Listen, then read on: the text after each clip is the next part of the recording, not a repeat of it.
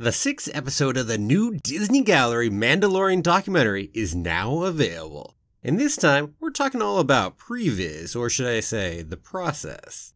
Now this is the shortest episode, but still a good one, and I'm gonna break it down after the intro.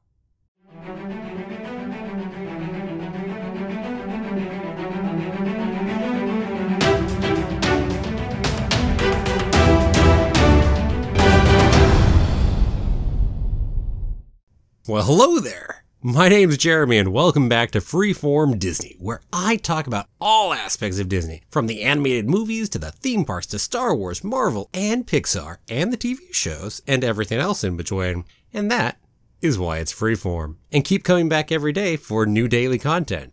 If you're not subscribed yet, don't forget to hit that subscribe button. We're back once again. This time, the episode is called Process.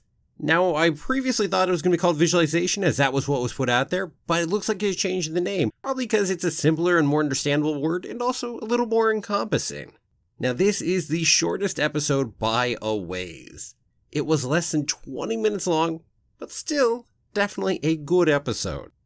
Did our Mandalorian documentary universe continue to expand this episode? Well, for the first time, the answer is actually no. No new people this time. This time we heavily talked with the directors and also a little bit of our production table as well. And without more preamble, let's dive right on in. Here's what went down. So Jon Favreau opened up by really talking about how he looked at creating The Mandalorian, and how instead of going ahead and being influenced per se by Star Wars, he wanted to be influenced by the things that influenced Star Wars, i.e. westerns and samurai films, and certainly still being consistent with Star Wars. Nice way of looking at it. Dave Filoni talked about how he and Jon Favreau went through a whole bunch of westerns and samurai films, dissecting what makes them tick, etc., and really boning up on their knowledge right there, just so they would really be able to be in that right mind space. So what's the process of getting from nothing to getting ready to shoot? Well, there's kind of like this 5-step process. First off, there'd be brainstorming, so Jon Favreau and Dave Filoni would work together, they'd throw out their different ideas and work on the logic for the stories. Then the second step is Jon Favreau would go off, write them down into a script and come on back.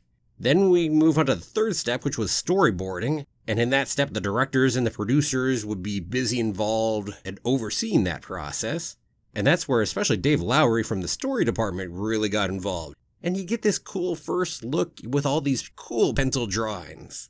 And that takes us to the fourth step, where they iterated again and again. So they toss in some temporary dialogue and sound effects just to make it a little closer so you can really get an idea for what the episode would feel like. And then you put it together in a kind of a quick little video, slapdash it together and get an idea. And then keep changing and reiterating until you really get to where you want. And that takes us to the fifth step, which is pre-vis. Now for The Mandalorian, pre-vis was much, much bigger than it tends to be for a TV show. And that's because essentially every shot was a special effect because of the volume and that giant screen that's behind everything. Now, if you don't know about the volume, that was actually the 4th episode of Disney Gallery, and I've got a video on that too, so feel free to check that out if you don't know what I'm talking about there. So that's a quick overview of that process. Now, what's really neat about this?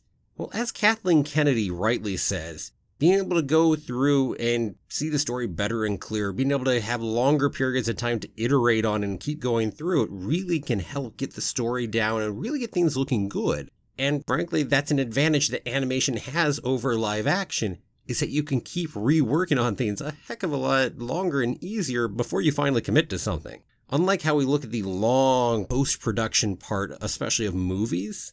But this way, things are involved a lot earlier on. And as Jon Favreau went ahead and talked about, it really forces the people involved to commit early and really fail early on and be able to see why something might not work, which you don't necessarily get to see if you don't get to have this kind of pre-visualization process. And it leads to interesting things like, say, visual effects being involved really early on, as opposed to just being post-production. And also very necessary here because a number of special effects are necessary early on because of the volume. I did love a comment Dave Filoni had to add in here. He talked about how kind of amusing and fascinating it was to hear all these other people who come from a live action background talk about the process. Because for him, coming from animation, well, that just is the process. It's what they do. And this, by the way, means that Dave Filoni was invaluable as far as the process in getting all of this put together and working with Jon Favreau and setting it up and working with the directors early on in helping get their ideas over to the special effects people. So this whole idea of heavily going with pre-visualization was Jon Favreau's idea, and he really wanted to work on that because of some of the stuff he'd learned and working on Jungle Book and The Lion King, and really how much planning ahead there was in that. And then also by looking at things like the Iron Man reshoots and talking about just how effective reshoots are in terms of time and efficient. Which Taika Waititi also popped in and talked about how in Thor Ragnarok, heck, you get like 360 shots done in 5 days when you're doing your reshoots, because you know exactly what you're grabbing. And if you have such a giant degree of pre-visualization, you can really do it. Now, another interesting thing that happened in the pre-visualization here is that they used a virtual cinema. This means that essentially the crew was able to use cameras within the virtual world and move them around like they were real cameras, but much more primitive visuals to be able to go ahead and get that idea early on without having to go out into the real world with the actors, etc. And for things like stunts, you could even bring in people in motion capture suits, bring them in, just to get that really cool rough cut previs. This also means that they had a full previs done for every episode of the show. That would be pretty cool to see, actually, as some kind of special feature, I think. There were a couple changes that happened partway through the course of the show. Early on, Dave Filoni was vital in really carrying the director's ideas up to what they call the third floor, where the visual effects animators were up at.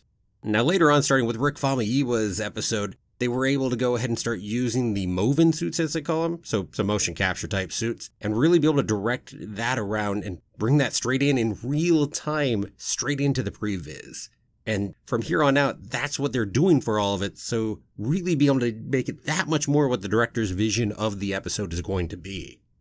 Deborah Chow had some interesting comments talking about how, like, normally you get 8 to 9 days of prep when you're working on the TV shows and then you're shooting. But here for The Mandalorian, they started 2 months before shooting, so they had tons of time.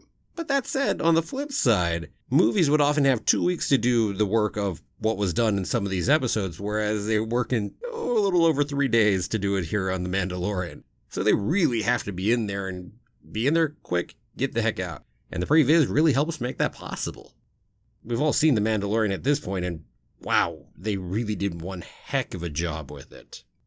And that's most of what the episode was right there.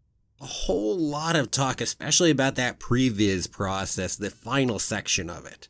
Now, this was the shortest episode. It was less than 20 minutes. If I were to go ahead and add to this episode to get it a little bit longer, more like the other ones, I would have definitely added more in that earlier part of the process. I would have loved to have talked a little more about that brainstorming process between Jon Favreau and Dave Filoni and really creating the different episodes, and maybe dive into one of them that they created. That could have been fun. Or maybe a little more on the storyboarding, and maybe we could have actually talked to Dave Lowery and had him in the episode as well. Some other things that I would have done to add a little more time there so we could have dived in a little deeper. But don't get me wrong, what we did get was definitely really good. Definitely enjoyed it.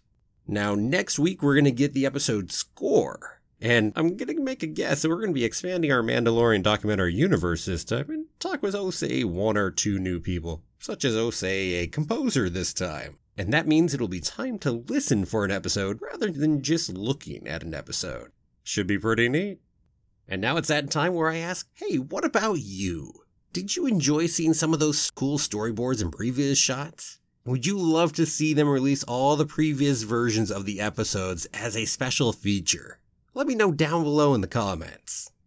And thanks for watching. If you liked the video, please give it a like, share it with anyone you think will too, and don't forget to subscribe if you haven't done it already. I'll see you again back here tomorrow for another new episode of Freeform Disney. Have a magical day, and may the Force be with you, always.